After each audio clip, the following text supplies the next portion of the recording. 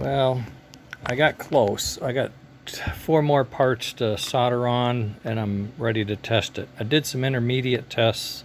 The relay fires perfectly. Every time the transformer powers to the motor, the relay fires to go to puff and brake. When no power, it stays in the idle fan position. I've got to do some chips down here and a couple of resistors, and then I'm done for the wiring on top and installation. I've got all the jumpers in place where I need them. This is what a printed circuit board would do for you instead of doing all of this. Plus it would make things smaller.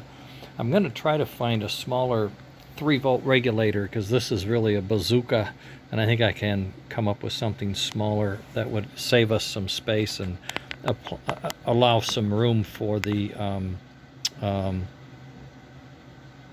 chuff sound cards. They're very small, but they need some space, you know. Alright, that's it. It's almost 5:30. I'm going to have to run upstairs and be nice. Okay.